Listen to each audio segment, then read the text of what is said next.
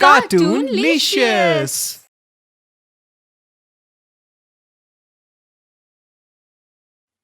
अरे प्रियंका, ये क्या पहना हुआ है तुमने? हमारे घर में ये सब कपड़े नहीं पहनता कोई। जाओ जाकर साड़ी पहन कर आओ। प्रियंका बिमला की छोटी बहू है जिसकी शादी कल ही हुई है और प्रियंका बहुत ही मॉडर्न है। यार कुणाल, देखना अपनी माँ को साड़ी पहनने के लिए कह रही है। तुम्हें तो पता है ना मुझे नहीं पसंद ये अम्माओं वाले कपड़े पहनना। प्लीज तुम उन्हें कह दो मुझे मेरे कपड़ों के लिए कुछ नहीं सुनना, और मैं ये अम्माओं वाले कपड़े बिल्कुल नहीं पहनूंगी। पर प्रियंका, अब हमारी शादी हो चुकी है, अब तुम्हें वही करना होगा जैसा माँ जी कहेंगी। और शालू भाभी भी तो साड़ी ही पहनती है ना। तुम्हें समझ नहीं आया मैंने क्या कहा है तुमसे? फिर से बोलूं क्या? जाओ और समझा दो अपनी माँ को, मेरा जैसा मन करेगा वैसे ही कपड़े पहनूंगी मैं।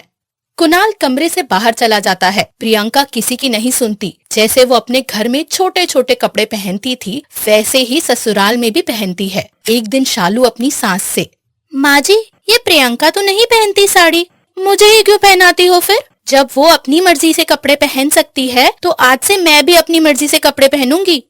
शालू ये कहकर अपने कमरे में चली जाती है। पता नहीं इस कुणाल ने भी किसी बदतमीज लड़की से शादी कर ली है। इसका असर तो अब मेरी बहू पे ही पड़ने लगा है। 2 दिन बाद प्रियंका के मायके में पार्टी थी। अरे प्रियंका सुनो। जी दी बोलो। तुम शॉपिंग में मेरे साथ चल सकती हो क्या? सॉरी दी, मैं ये साड़ी वाड़ी की शॉप पे नहीं जाऊंगी, सो प्लीज आप अकेले ही चले जाओ। अरे नहीं नहीं, मुझे भी वही ई शॉपिंग करनी है जहाँ से तू करती है, लेकिन मैं तो वेस्टर्न ड्रेस की शॉप पर ही जाती हूँ। अरे हाँ हाँ, मुझे भी वहीं से ड्रेस लेनी है इस बार। अच्छा दी, आप भी वेस्टर्न पहनने वाली हो क्या इस बार? हाँ प्रियंका, बहुत सालों के बाद मैं वेस्टर्न पहनूंगी, तो अब तुम मेरी हेल्प करना ड्रेस डिजाइन करने में। अरे हाँ हाँ बिल्कुल दीदी, चलो चलते हैं। दोनों अपनी सास को बिना बताए घर से शॉप के लिए निकल जाती है और वहाँ वेस्टर्न ड्रेस पसंद करने लगती है। प्रियंका, ये वाली ड्रेस देख कितनी सुंदर है। हाँ दी, आप अभी आओ तो देखो कितनी प्यारी ड्रेस दिलाती हूँ मैं आपको। भैया जरा आप एक प्यारी सी मिनी स्कर्ट ड्रेस दिखाना। जी बहन, बिल्कुल। ये ब्लैक ड्रेस देखो कितनी प्यारी लगेगी आप पे। अरे भैया, मेरे लिए नहीं, आज भाभी के लिए दिखाओ कुछ यूनिक सा। अरे वाह भाभी जी, आप भी ड्रेस पहनने लगी। आपके लिए तो बहुत ही प्यारी ड्रेस दिखाता हूँ, आप बहुत ही हसीन लगेंगी उसमें। दुकानदार उन्हें ड्रेसेस दिखाता है तो वो दोनों एक ड्रेस पसंद करके घर ले आती है। अगले दिन शालू वो ड्रेस पहनकर रेडी होती है। हाय, कितनी अच्छी लग रही हूँ ना मैं, आज तो सब मुझे ही देखते रह जाएंगे। शालू कमरे से बाहर जाती है। बिमला अपने बड़े बेटे विनय से कहती है, ये क्या दिलाकर लाया है तू शालू को इस बार? पता नहीं माँ जी, ये शालू ने आज क्या हुलिया बना रखा है अपना। इसने तो मुझसे कहा था कि मुझे पैसे दे दो, मैं खुद ले आऊंगी साड़ी। मुझे नहीं पता था कि कोई ड्रेस लेके आ जाएगी। ये सब इस प्रियंका की वजह से हो रहा है। मेरी शालू बहू ऐसी नहीं थी। अरे माँ जी, मैंने तो कुछ नहीं किया है। शालू दीदी खुद ही अपनी पसंद से ड्रेस लेकर आई हैं। आप मुझे कुछ मत कहो। जी माँ जी, मैं ये ड्रेस अपनी पसंद से लाई हूँ। ये सारा टाइम साड़ी साड़ी पहनकर मैं परेशान हो गई हूँ। मेरा भी मन करता है अपनी पसंद के कपड़े पहनने का, और आज मैं ये ड्रेस पहनकर पार्टी में जाऊंगी।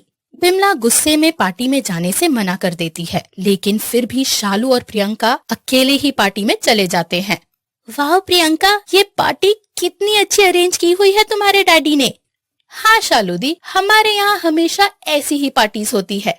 आओ चलो डांस करते हैं।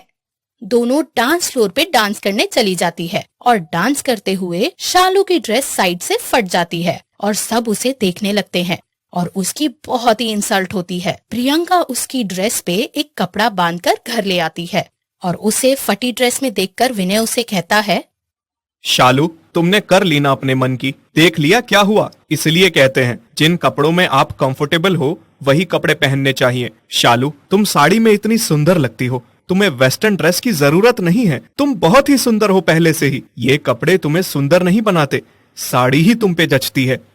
जी, आप बिल्कुल सही कह रहे थे, मुझे ऐसे कपड़े नहीं पहनने चाहिए थे। मुझ पे ये ड्रेसेस अच्छी नहीं लगती है, मुझे माफ कर दो माँ जी। आप सही कहती थी कि औरत की खूबसूरती साड़ी में ही है। वर्षा, तुमने क्या सोचा है अपने बारे में? पढ़ाई भी पूरी हो गई, अच्छी जॉब भी करती हो, अब शादी करने का विचार है या नहीं?